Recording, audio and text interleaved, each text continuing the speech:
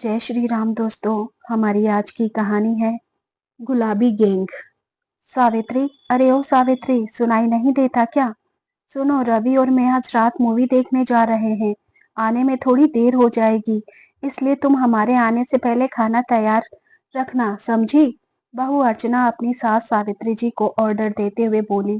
बहू की बात सुन सावित्री जी कहती हैं, बहू देख, सारी बात ठीक है, पर तुम मुझे मेरा नाम लेकर संबोधित मत किया करो।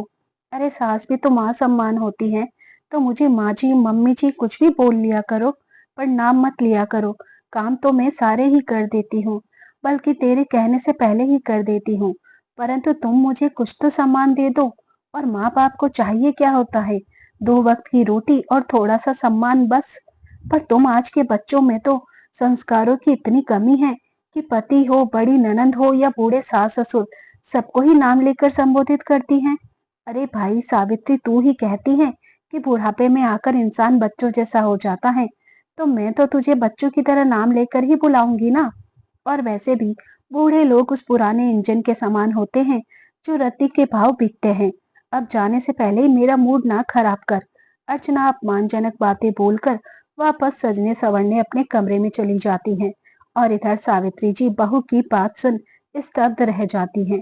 सावित्री जी के पति कमलेश जी का देहांत तो 7 वर्ष पहले हो चुका था।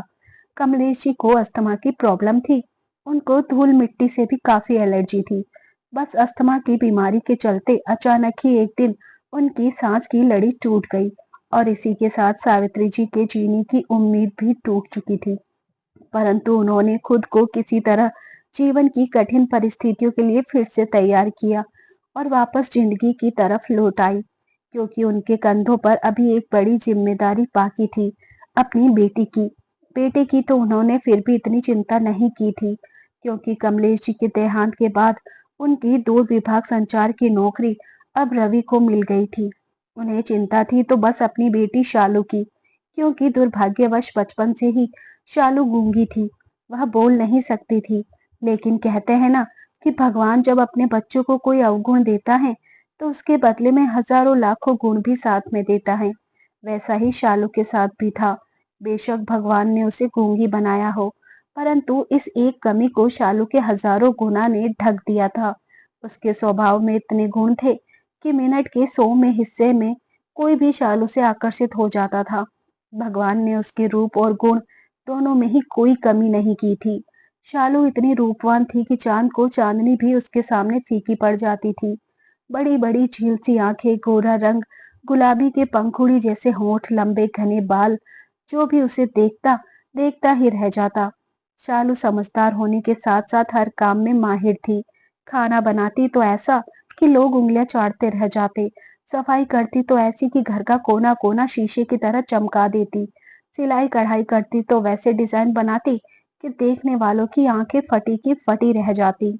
शालू के रूप और गुण की प्रशंसा तो हर कोई करता, परंतु जब लड़के वाले विवाह के लिए देखने आते तो चुप्पी साध लेते थे। यही वजह थी कि सावित्री जी को दिन रात शालू की चिंता सताती थी। और रवि ने शादी के बाद माँ और गूंगी बहन को ऐसे पराया कर दिया जैसे उसने सावित्री जी को कोख से जन्म ही ना लिया हो, और जैसे शालू उसकी सगी नहीं सौतेली बहन हो। बेटे और बहू का ऐसा रूप देखने के बाद तो सावित्री जी की शालू के लिए चिंता अब और भी अधिक बढ़ गई थी। शालू के साथ घर का आधा काम निपटाने के बाद सावित्री जी लोगों के घरों में चारपाई बुनने चली जाया करती थी। एक चारपाई के वह 500 रुपए लेती थी, और एक चारपाई बनाने में उन्हें 2 से 3 दिन लगते थे। चारपाई बुनकर जो पैसे आते हैं उससे अपना और सालू का खर्चा उठा लिया करती, और जो पैसे बच जाते उन्हें वह घर के कामों में ही खर्च कर देती थी। कभी किचन में देखती कि आलू टमाटर खत्म हो गए हैं तो अपने ही पैसे से खरीद कर लाकर टोकरी में भर देती, तो कभी अपने 5 वर्षीय पोते के लिए कुछ खाने पीने का सामान या फल खरीद लाती थी। अर्चना के अत्याचार की भी हद थी। एक तो वह कामचोर घर का सारा काम भोली भाली शालू और सास से करवाती, ऊपर से जब सास को बाजार जाते देखती तो अपना भी कोई ना कोई सामान उन्हीं के पैसे से लाने के लिए बोल देती। अब सावित्री जी ठहरी सीधी सादी बुजुर्ग महिला, भला उसमें अर्चना जैसी चालाकी कहाँ? शाम का समय था। सावित्री जी बिल्कुल अभी अभी चारपाई बुनकर घर आई थी। तभी अर्चना अपने कमरे में आई और सास के हाथ में से 500 का नोट देखकर तुरंत ऑर्डर लगाते हुए सास से बोली, अरे सावित्री, किचन में आलू और हरी मिर्च खत्म हो गई है, तो जाकर ले आओ। सावित्री जी, अरे बहू, अभी आई हूँ, जरा पानी तो पीने दो, 2 घड़ी सांस तो लेने दो, अभी लाती हूँ जाकर। सास की बात सुन अर्चना बोली, तो मैंने कौन सा तेरे गले पर हाथ रखा हुआ है, ले ले सास, पी ले पानी। फिर बोली, और यह शालू कहाँ है, 4 बज गए हैं, आज इसने अभी तक चाय क्यों नहीं बनाई। शालू, अरे वो शालू कहाँ है।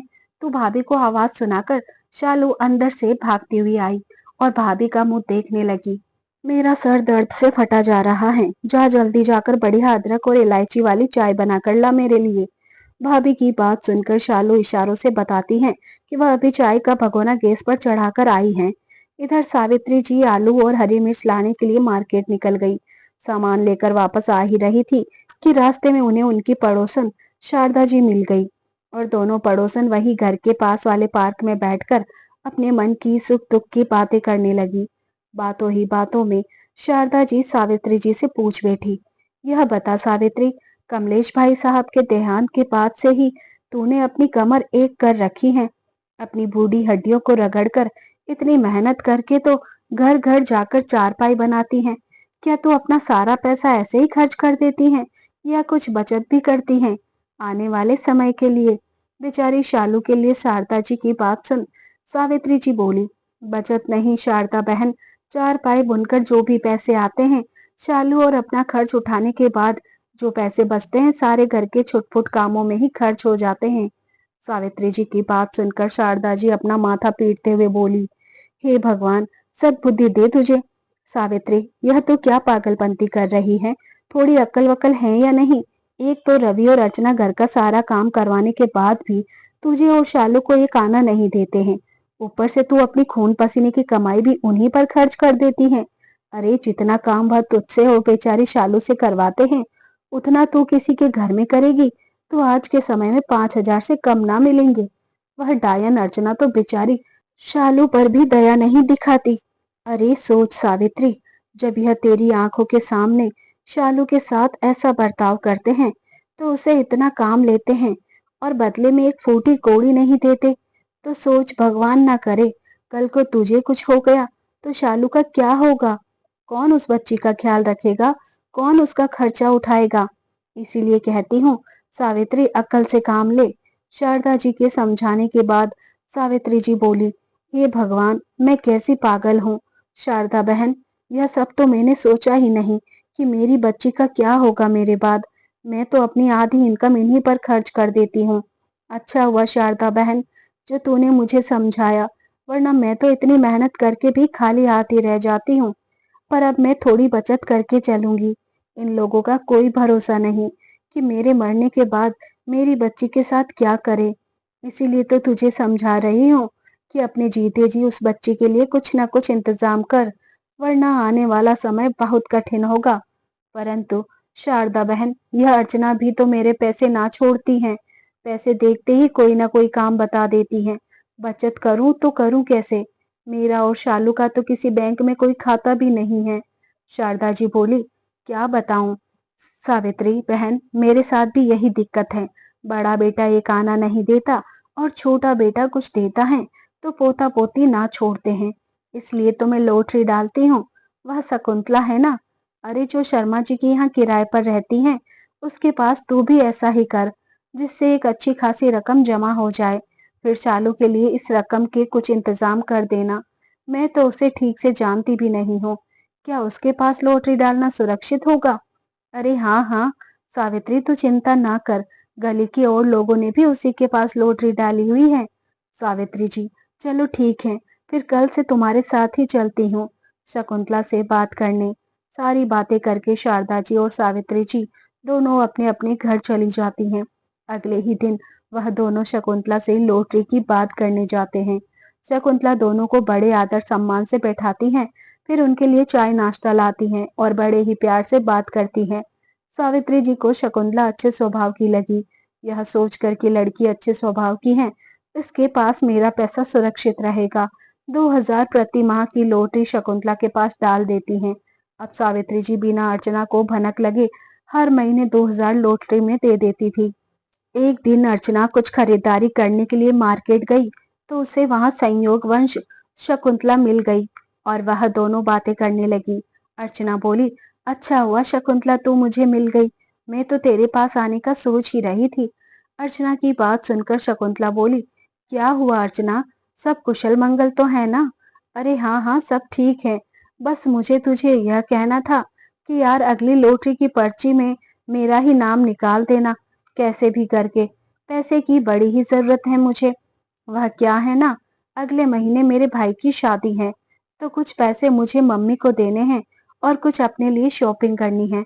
फिर होने वाली भाभी के लिए भी तो कुछ अच्छा सा महंगा सा गिफ्ट खरीदना पड़ेगा, आखिर में उसकी इकलौती ननंद हूँ। शकुंतला, अरे अर्चना तू चिंता मत कर, अगली लॉटरी में तुझे ही दूंगी। अर्चना, हाँ यार काफी खर्च होने वाला है, अगले महीने तुझे काफी पैसे चाहिए होंगे। अगर तुझे ज्यादा पैसे चाहिए तो तू अपनी सास से ले लेना, उसने भी तो लॉटरी डाली हुई है मेरे पास। शकुंतला ने अर्चना की बात पर कहा। शकुंतला की बात अर्चना की तो आंखें चौड़ी हो गई। वह आश्चर्यचकित होते हुए बोली, शकुंतला क्या बात कर रही है तू, बुढ़िया ने भी लॉटरी डाली हुई है? शकुंतला बोली, हाँ और नहीं तो क्या, क्यों तुझे नहीं पता? अर्चना बोली, नहीं यार मुझे सच में नहीं पता था, तभी मैं सोचूं कि बुढ़िया आजकल घर में पैसे क्यों नहीं खर्च करती। अब समझ आया सारा खेल, बुढ़िया तो सही खेल गई यार, और यहाँ मुझे भनक तक न लगने दी। फिर वह बोली, तू देख शकुंतला, ऐसा मजा चखाऊंगी बुढ़िया को कि याद रखेगी। अर्चना का दिमाग खुराफाती विचारों से तो भरा ही रहता था, तभी एक और खुराफाती बल्कि नीच आइडिया उसके दिमाग में आया और वह शकुंतला से बोली, देख शकुंतला मेरी बात ध्यान से सुन, क्यों ना ऐसा करे कि जितने लोगों की लॉटरी तेरे पास है तो सबके पैसे लेकर उड़न छू हो जा और मेरी सास के हिस्से के पैसे मुझे दे दे। बोल क्या कहती हैं? शकुंतला, यार अर्चना तू कैसी बातें कर रही है, इतने सारे लोगों ने विश्वास करके मेरे पास लॉटरी डाली है, भला मैं सबके पैसे लेकर भाग कैसे सकती हूँ? यह तो बहुत बड़ा पाप होगा। अर्चना ने शकुंतला को अपने जाल में फंसाते हुए कहा। शकुंतला, तू ना अगर इस पाप पुण्य के चक्कर में पड़ी रही तो कभी कुछ भला नहीं होने वाला तेरा। अरे सोच यार, ऐसे कब तक किराए के मकान में इधर उधर धक्का खाती रहेगी? तुझे अपना खुद का घर लेना है कि नहीं? तेरी बच्ची भी बड़ी होने लगी है, कल को भगवान ने चाहा तो उसके रिश्ते भी आएंगे। शकुंतला, हाँ यार मुझे अपना खुद का घर तो लेना है, पर अर्चना अर- पर वर कुछ मत सोच। अरे अपना काम बनता भाड़ में जाए जनता। शकुंतला पर कुछ ऊंच नीच हो गई तो, मैं पकड़ी गई तो? अर्चना, तू बस डील पक्की कर, बाकी सब मुझ पर छोड़ दे, तेरे यहाँ से भागने का सारा इंतजाम करना मेरा काम है, और दूसरे शहर में भी कुछ दिनों के लिए तेरे रहने खाने का इंतजाम भी मैं ही करवा दूंगी। तू तो जानती ही है कि मेरे भाई की कितनी ऊपर तक पहुंच है, मैं उसे बोलकर सब इंतजाम करवा दूंगी। पैसे का लालच तो अच्छे अच्छे इंसान को कुकर्म करने पर मजबूर कर देता है, जैसे शकुंतला को कर दिया, और उसने अर्चना के साथ डील पक्की कर ली। अगले ही दिन रात के अंधेरे में शकुंतला सावित्री जी की लॉटरी के पैसे अर्चना को थमा देती है, बाकी सब लोगों के पैसे लेकर रफू चक्कर हो गई और जाकर कोलकाता के किसी छोटे से कस्बे में पनाह ली, जहां पर अर्चना ने 3-4 दिन के लिए उसके रहने खाने का बंदोबस्त करवा रखा था। अब सुबह होते ही शकुंतला के पैसे लेकर भागने की खबर आग की तरह फैल चुकी थी। तभी अर्चना भागी भागी सास के पास आई और बोली, अरे सावित्री, पूरे मोहल्ले में शोर मचा है कि वह शर्मा जी के यहाँ जो किराएदार थी, क्या नाम था उसका, हाँ शकुंतला, वह सबकी लॉटरी के पैसे लेकर भाग गई हैं। अर्चना तो सावित्री जी पर बम का गोला फोड़कर चलती बनी। जैसे ही सावित्री जी ने यह खबर सुनी तो उनके पैरों तले जमीन ही खिसक गई, उनका पूरा शरीर पसीने से तरबतर हो गया। अचानक उनकी आंखों के आगे अंधेरा छाने लगा और वह चक्कर खाकर गिरने ही वाली थी कि शालू ने उन्हें संभाल लिया। शालू का भी रो रो कर बुरा हाल था। सावित्री जी अपने आंसू साफ करते हुए आनंद फानन में यह खबर शारदा जी को देने के लिए उनके घर की तरफ दौड़ी। बहन शारदा, वो बहन शारदा कहाँ हो बहन? आंटी जी क्या बात है, आप इतना घबराई हुई क्यों हैं? माँ अभी अभी छत पर गई हैं कपड़े सुखाने, शारदा जी के बेटे आकाश ने सावित्री जी से कहा। तो सावित्री जी रोने लगी। आकाश जल्दी से उनके लिए पानी लेकर आया। आंटी जी आप पानी पीजिए। सावित्री जी ने अपनी हाथ में लिया ही था कि शारदा जी भी ऊपर से आ गई। क्या बात है सावित्री, तुम क्यों रो रही हो? सब कुशल मंगल तो है ना? नहीं बहन, कुछ भी कुशल नहीं है। आपको नहीं पता क्या मोहल्ले में क्या हुआ है? नहीं, मुझे तो नहीं पता। मैं तो कपड़े धोकर सुखाने के लिए डालने गई थी।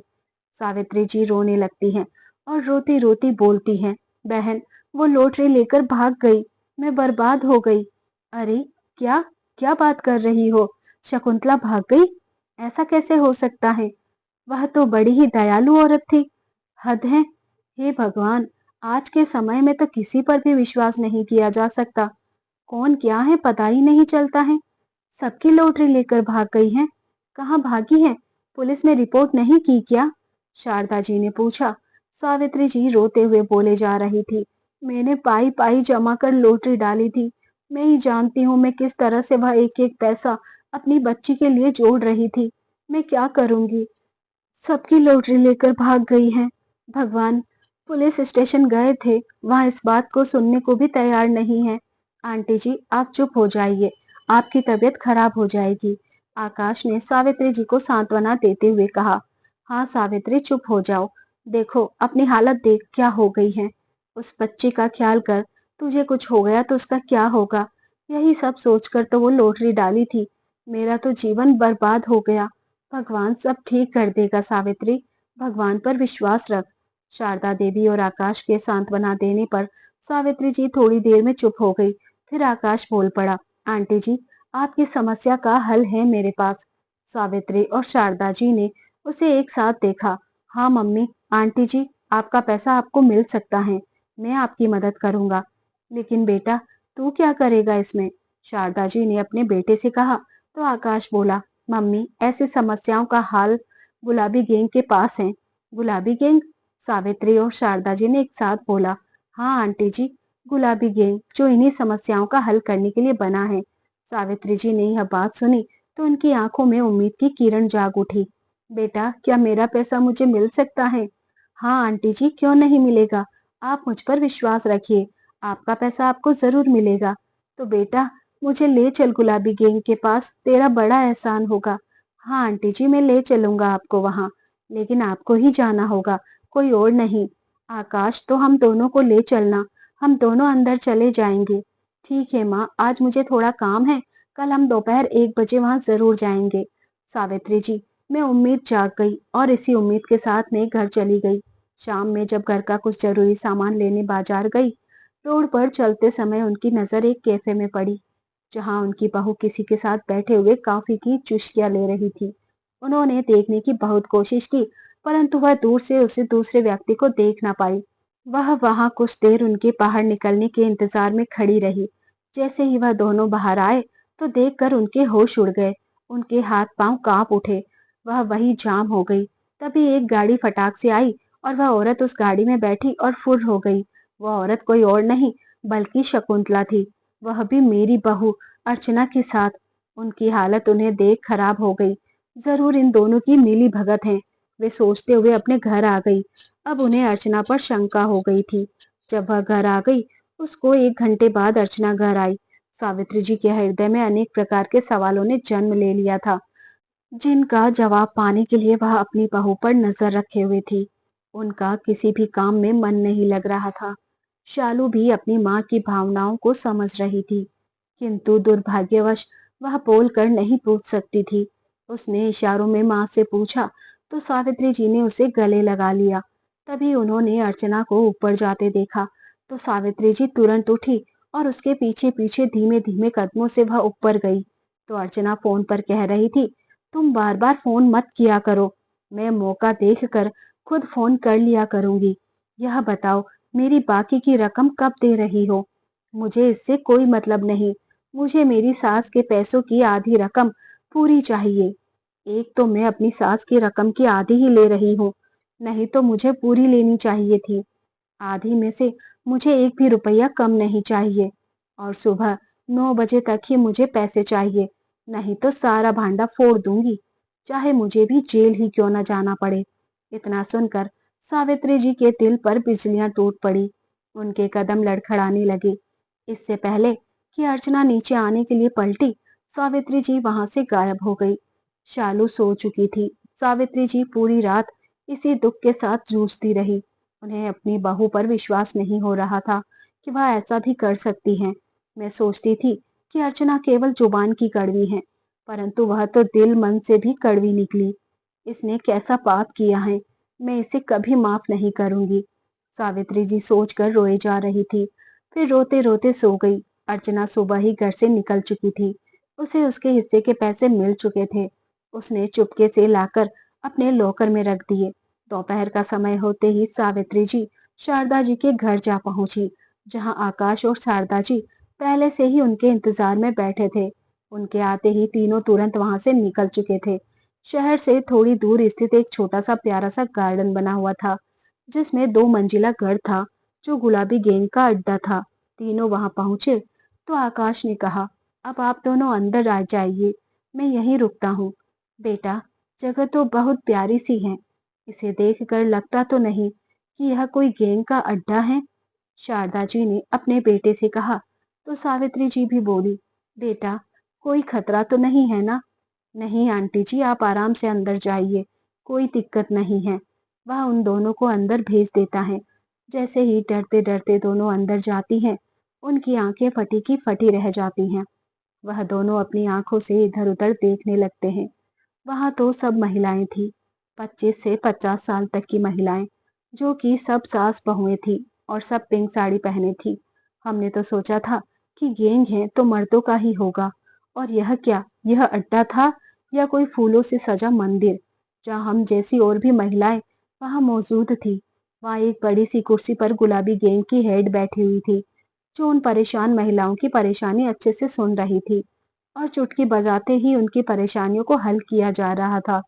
हमें अंदर आते समय जो भी भय था, वह अंदर का दृश्य देखकर छूमंतर हो चुका था। तभी आवाज आई, बहन, आपकी क्या समस्या है? उन पिंक साड़ी वाली एक औरत ने उससे सवाल किया। इतना कहना था कि सावित्री जी और शारदा जी अपनी समस्याएं बताने में लग गई। उनकी सारी समस्या अच्छे से सुनी गई और उन्हें सांत्वना देते हुए बोली, बहन, अब आप लोग निश्चिंत होकर घर जाइए और कल इसी समय आ जाइएगा। सावित्री जी और शारदा जी वहां से निकल आई। बाहर आने पर आकाश ने सब पूछा तो उसे अंदर का सब हाल बता दिया और घर को वापस आ गए। अगले दिन के इंतजार में सब अपने अपने काम निपटाने में लग गए। बड़ी मुश्किल से रात गुजारी। अगले दिन दोपहर को फिर से उसी जगह पहुंच गए। आकाश बाहर रुक गया। सावित्री जी और शारदा जी अंदर गए तो उन्हें ऊपर कमरे में भेज दिया गया। उधर जैसे ही अर्चना घर से निकलकर लॉटरी की रकम जमा करने बैंक जा रही थी, एक गाड़ी आई, उसे अंदर घसीटा और रफू चक्कर हो गई। अर्चना डर के मारे चिल्लाती रही। उसने देखा गाड़ी में पिंक साड़ी वाली औरतें थी। अर्चना चिल्लाकर पूछती रही, कौन है आप लोग? मुझे ऐसे किडनैप कर कहाँ ले जा रहे हैं? मैंने क्या किया है? उसे कोई जवाब नहीं मिला। गाड़ी इस गार्डन के बाहर रुकी और अर्चना को अंदर ले जाया गया। शकुंतला भी वहां मौजूद थी। उसके हाथ पांव बंधे हुए थे। यह देख अर्चना के पसीने छूट गए। अर्चना चिल्लाती रही। फिर एक पिंक साड़ी वाली ने उसके 2 थप्पड़ जड़ दिए। तब जाकर अर्चना चुप हुई। उसने पूछा, मुझे यहाँ ऐसे क्यों लाया गया है? क्या किया है मैंने? फिर गैंग की हेड उठी और उसकी कनपट्टी पर पिस्तौल रखकर बोली, क्या किया है तूने? क्या तुझे नहीं पता? यही पता करवाने के लिए तुझे यहाँ लाया गया है और यही सब पता लगाने के लिए यह गैंग बनाया गया है। तुम जैसे लोग भोले भाले लोगों पर, बड़े बुजुर्गों पर अत्याचार करते हो, उनके साथ गलत व्यवहार करते हो, उनके पैसे, उनकी जायदाद हड़पते हो। इस घिनौना अपराध करने वालों का सर्वनाश करने के लिए ही गुलाबी गैंग ने जन्म लिया है। अब तुम्हें मरने से कोई नहीं रोक सकता। इतना सुना था कि अर्चना और शकुंतला डर के मारे दहाड़े मारकर रोने लगी। प्लीज हमें छोड़ दीजिए, हमारी जान मत लीजिए, हमने सबकी लॉटरी मारी है, हम तुरंत सबको सबके पैसे दे देंगे। अर्चना डर के मारे बोली, मैडम देखिए, यह मेरा पर्स, इसमें सारे पैसे हैं, आप मेरी जान बख्श दीजिए। मैं अपनी सास की क्या, अपनी लॉटरी भी सास को दे दूंगी, बस मुझे छोड़ दीजिए। शकुंतला भी बोल रही थी कि मैं सबकी लॉटरी लौटा दूंगी, मुझे जाने दीजिए मैडम। तभी हेड बोलते हैं, उनकी सास को पेश किया जाए, इन्हें ऊपर से लाया जाता है। अर्चना अपनी सास को देख बहुत चक्की रह जाती है। वही शकुंतला की भी आंखें फटी की फटी रह गई। अर्चना अपनी सास के पैरों में गिर पड़ी। सावित्री जी ने अर्चना को दबाकर थप्पड़ जड़ दिए और एक थप्पड़ शकुंतला को जड़ा। अर्चना ने अपनी सास से माफी मांगने लगी और उनके 2 लाख और अपनी रकम के 2 लाख भी सास के हाथों में थमा दिए। सावित्री जी ने अपनी रकम थामी, बहू की रकम उसके मुंह पर दे मारी और कहा, मुझे केवल अपनी मेहनत का पैसा चाहिए, भीख नहीं। अर्चना फिर माफी मांगने लगी तो सुमित्रा जी ने उसे माफ नहीं किया और कहा कि हम एक छत के नीचे जरूर रहेंगे, लेकिन अजनबी बनकर। मैं इस हरकत के लिए तुझे कभी माफ नहीं करूंगी। अर्चना रोती रही। सावित्री जी ने गुलाबी गेंद के आगे हाथ जोड़कर उनका धन्यवाद किया। हेड ने कहा, बहन हाथ मत जोड़ो, गले मिलो, हम सब बहनें हैं। कभी भी हमारी जरूरत पड़े तो बेफिक्र होकर हमारे पास आना, हम हमेशा आपके साथ हैं। फिर सावित्री जी और शारदा जी और आकाश वहां से आ गए। शकुंतला ने सबको सबकी लॉटरी लौटा दी। आकाश ने सावित्री जी से शालू का हाथ मांग लिया।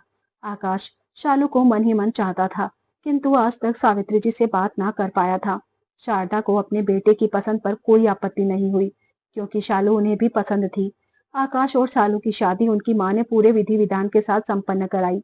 सावित्री जी ने शालू के नाम के 2 लाख की लॉटरी शालू के नाम कर दी। शालू को आकाश की पत्नी और शारदा जी की बहू के रूप में देख अब सावित्री जी की सबसे बड़ी चिंता खत्म हो गई थी। अब वह चैन की नींद सोती और भगवान का लाख लाख शुक्र अदा करती।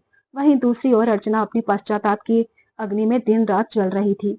बेटे ने इस बारे में माँ से बात भी की, किंतु सावित्री जी ने नहीं माना। अर्चना अपनी सास को मनाने की कोई जतन करती रहती, किंतु सब बेकार।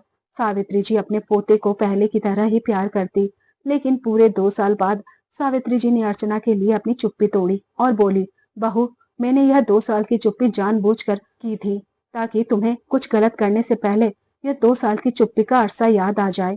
अगर मैं जब भी तुम्हें माफ कर देती तो तुम्हें लगता मैं कुछ गलत किया ही नहीं है, इसलिए तुम्हें टक्कर लगाने के लिए मैंने ऐसा किया।